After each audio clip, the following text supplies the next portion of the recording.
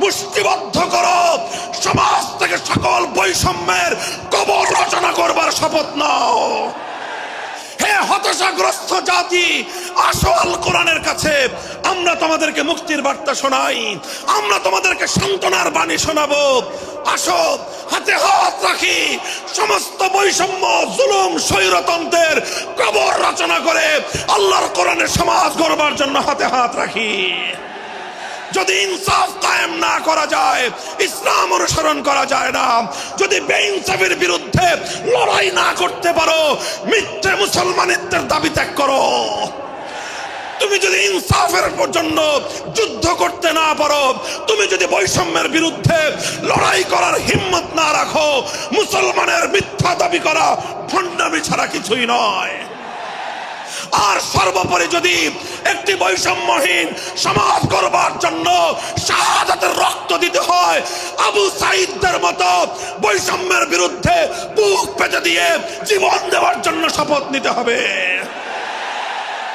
কোরআনে পাকের এক একটা আয়াত, কোরআনের এক একটা বিধান আল্লাহর জমিনে বাস্তবায়ন করার জন্য আমাদের জীবন যৌবনের বাজি লাগায় দিতে হবে, বাজি লাগায় দিতে হবে ইনশাআল্লাহ। ইনসাফ কায়েম করতে গিয়ে ছুরি যদি নিজের সন্তানের হাতের উপর দিয়ে যায়, সে হাত স্তব্ধ হয়ে যাবে না, সে হাত থমকে দাঁড়াতে পারবে না।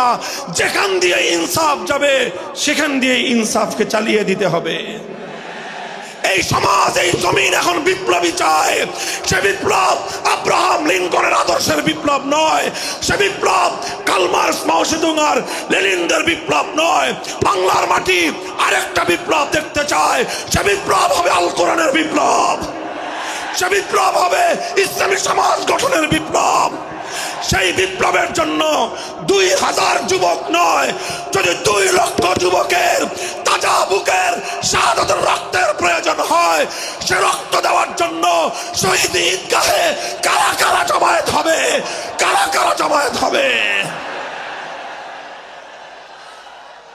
হ্যাঁ, এটা শুধু কথার কথা না, শপথ। এটা কথার কথা না, শপথ। এটা অঙ্গীকার।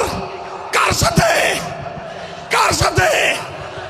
যেই অপরাধ করে মন্ত্রীর দুলাভাই ছাড়া পেয়েছে, যেই অপরাধ করার পরে এমপির শালার শাস্তি হয় নাই, যেই অপরাধ করার পরে শিল্পপতির বিচার হয় নাই, যেই অপরাধ করার কারণে রাজনৈতিক নেতার কোনো বিচার হয় নাই, একই অপরাধ দুর্বল, গরিব, অসহায় মানুষ করার পরে তার উপর আইনের শাসন 100 ভাগের জায়গায় 200 ভাগ বাস্তবায়ন করা হয়।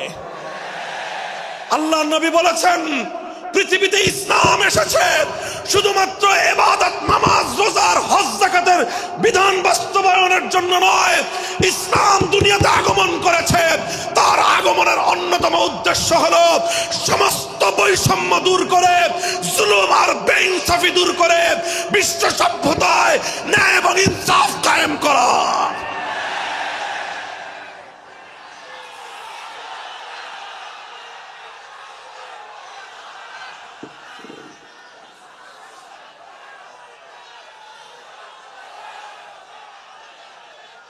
মনে রাখবেন, বৈষম্যহীন সমাজ গড়া এটা শুধু বৈষম্য বিরোধী ছাত্র নেতৃবৃন্দের দায়িত্ব নয়। বৈষম্যহীন সমাজ গড়া এটা শুধুমাত্র বৈষম্য বিরোধী ছাত্র নেতৃবৃন্দের দায়িত্ব নয়।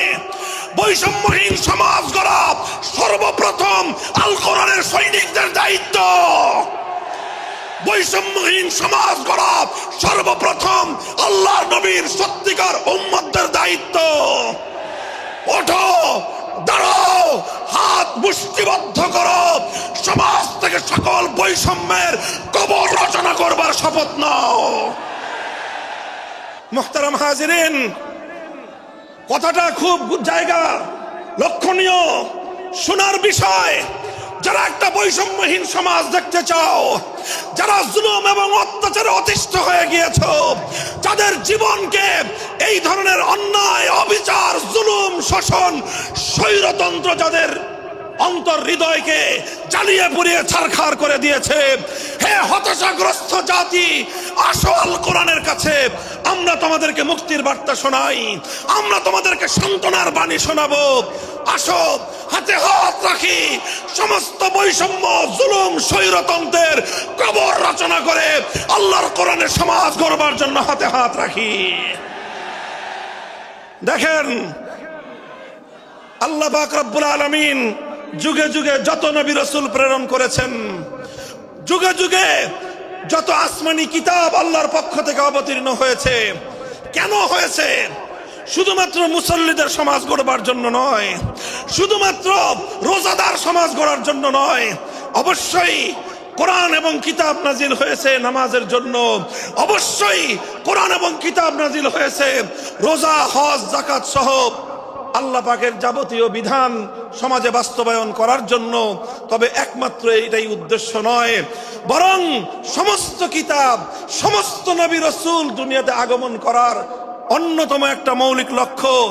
কোরআনে পাকের সূরাতুল হাদীদ থেকে তেলাওয়াত করেন, অর্থ বুঝেন, মর্ম বুঝার চেষ্টা করেন। লাকাদ আরসালনা রুসুলানা বিল বায়িনাতি ওয়াল হুদা ওয়া আনজালনা মাআহুমুল কিতাবা ওয়াল মিজান লিয়াকুমান নাসু বিল কিসত। আল্লাহ কোরআন বলছে যে আমি নবী রাসূল পাঠিয়েছি, আসমান থেকে যুগে যুগে কিতাব নাজিল করেছি। এই সব কিছুর অন্যতম একটা উদ্দেশ্য হলো লিয়াকুমান নাসু বিল কিসতি। কোরআন নাজিলের উদ্দেশ্য, নবী প্রেরণের উদ্দেশ্য, শরীয়ত প্রেরণের উদ্দেশ্য, ধর্ম প্রেরণের উদ্দেশ্য হলো, অন্যতম উদ্দেশ্য হলো লিয়াকুমান নাসু বিল কিসতি। মানব সমাজ থেকে অন্যায়, অবিচার, জুলুম, শোষণ দূরীভূত করে ন্যায় এবং ইনসাফ কায়েম করা, এটাই হলো ইসলামের অন্যতম মৌলিক লক্ষ্য। যদি ইনসাফ কায়েম না করা যায়, ইসলাম অনুসরণ করা যায় না। যদি বেইনসাফের বিরুদ্ধে লড়াই না করতে পারো, মিথ্যে মুসলমানিত্বের দাবি ত্যাগ করো। তুমি যদি ইনসাফের জন্য যুদ্ধ করতে না পারো, তুমি যদি বৈষম্যের বিরুদ্ধে লড়াই করার হিম্মত না রাখো, মুসলমানের মিথ্যা দাবি করা ভণ্ডামি ছাড়া কিছুই নয়।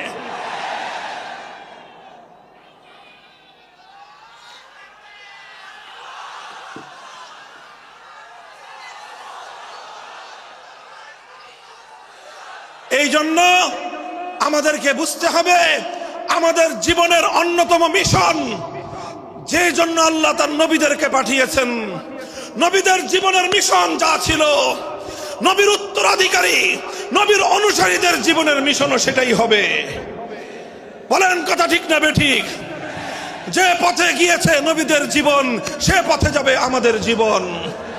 যেটা ছিল নবীদের ভীষণ, সেটাই হবে আমাদের ভীষণ। যদি এটাই হয় সত্য কথা, এটাই যদি হয় শপথ, তবে বৈষম্যহীন সমাজ গড়বার জন্য যা করতে হয় তাই করা আমার আর তোমার জিম্মাদারি। যদি সেজন্য আমাদেরকে ঘাম ঝরাতে হয়, ঘাম ঝরানো আমাদের দায়িত্ব। আর যদি সেজন্য চোখের অস্ত্র দিতে হয়, চোখের অস্ত্র দেওয়া আমাদের দায়িত্ব। যদি সম্পদের কোরবানি করতে হয়, মাল সম্পদের কোরবানি করা, সেটাই আমাদের জীবনের দায়িত্ব এবং উদ্দেশ্য। আর সর্বোপরি যদি একটি বৈষম্যহীন সমাজ গড়বার জন্য শাহাদাতের রক্ত দিতে হয়, আবু সাঈদদের মতো বৈষম্যের বিরুদ্ধে বুক পেতে দিয়ে জীবন দেওয়ার জন্য শপথ নিতে হবে।